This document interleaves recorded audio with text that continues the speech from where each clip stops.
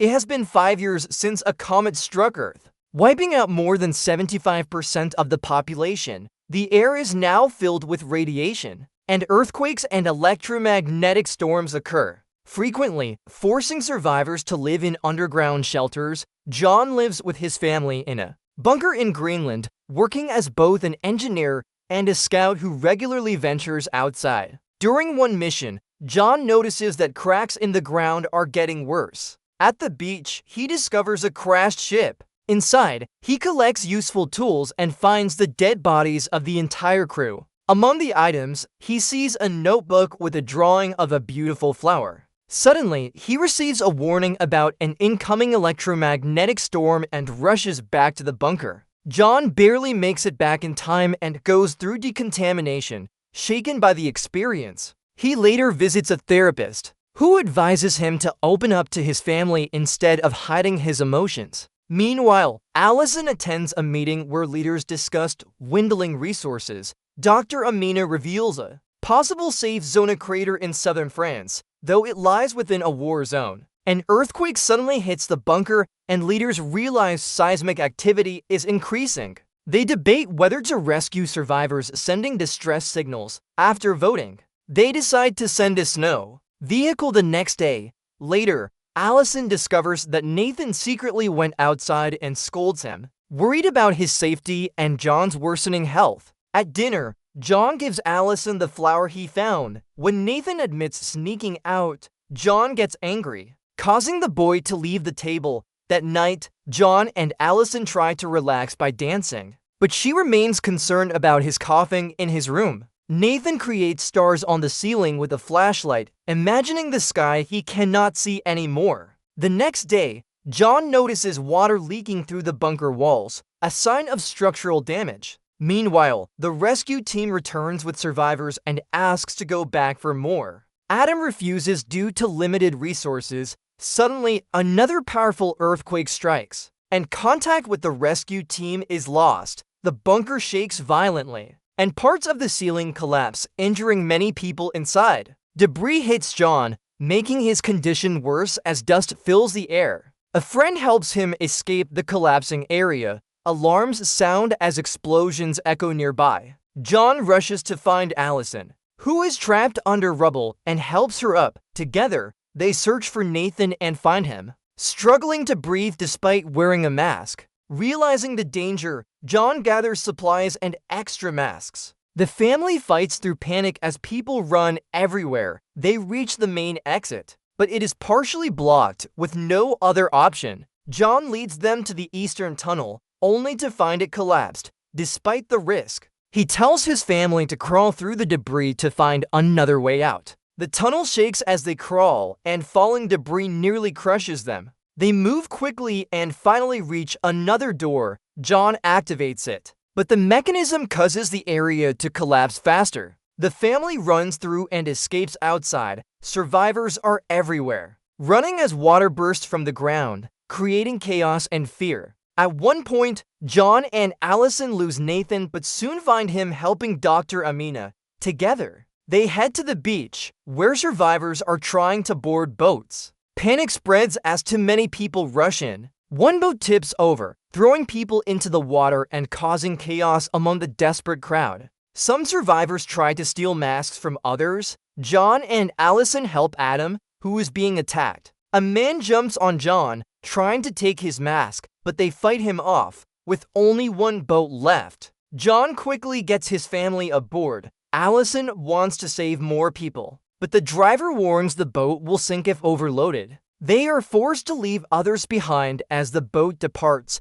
People cling to it in desperation. Suddenly, a massive wave crashes onto the shore, killing those left behind. The boat is thrown violently by the wave, but the driver manages to keep control. Eventually, the water calms and they continue moving away from danger. After some time, John uses a device to check the air quality and confirms it is safe to remove their masks. The group discusses where to go next and decides to head toward England, since Iceland has disappeared hours later. The boat suddenly stops working. John tries to fix the engine, but night falls before he succeeds. Days later, They completely run out of fuel and are forced to drift at sea. They ration food and wait helplessly until, after a long time, the boat finally reaches land. To their surprise, they arrive in Liverpool. John checks the air again and confirms it is safe. However, much of the area is flooded and looks abandoned.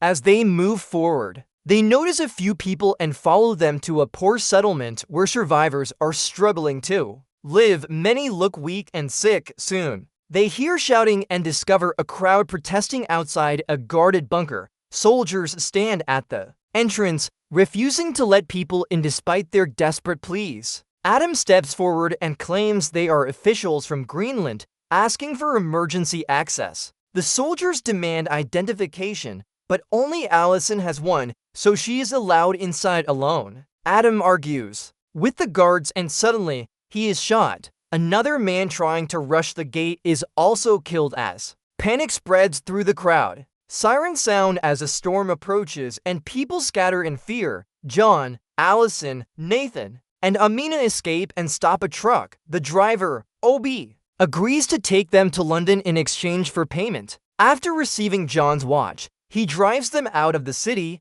narrowly escaping the incoming storm. During the journey, Obi explains that people have become desperate and will kill for food later. They stop to rest in a forest. Suddenly, fragments from the comet begin falling from the sky. The group clings to a tree as debris crashes around them, destroying branches and shaking the ground violently. Obi runs to save his truck, saying it is all he has left. However, more debris falls, and one piece strikes and kills him, while also destroying the vehicle. After the storm passes, the group collects whatever supplies they can and continues their journey on foot, carrying only what they can manage. After a long journey, they finally reach London and knock on a large building. A woman named Mackenzie points a gun at them, but quickly lowers it after recognizing them. She lets them inside and reveals the place is an old care home where only elderly survivors remain. The building still has power and the air filtration system is working.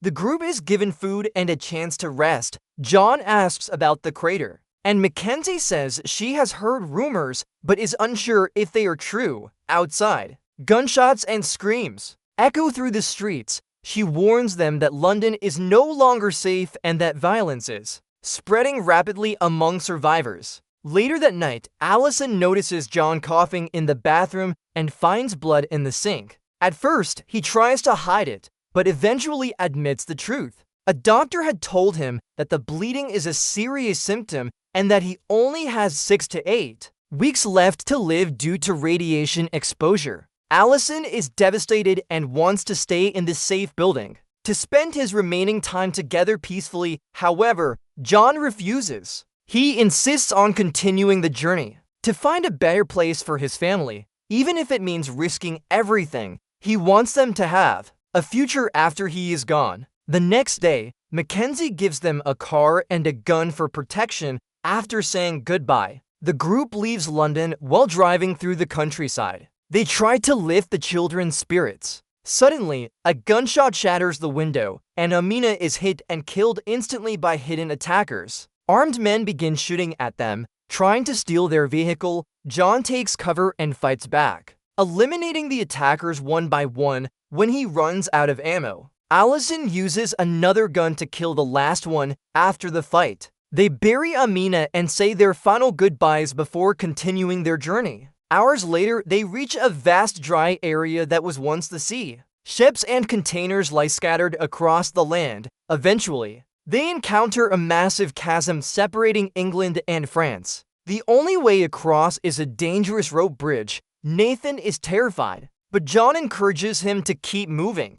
The family carefully steps onto the rope bridge, moving slowly across the deep chasm. Strong winds begin to shake the bridge, making it even more dangerous. John almost slips while coughing, but regains his balance. They eventually reach a rocky midpoint where ladders lead to the other side, taking a brief moment to rest. Suddenly, an earthquake strikes again. Rocks fall from above, and the rope bridge collapses, sending many people to their deaths. A man panics and pushes another person off the ladder, causing chaos. the structure begins to break apart, and more people fall into the abyss as the situation worsens. During the chaos, a man falls onto Nathan, but then slips and dies. Nathan barely holds on, and his parents quickly pull him up to safety.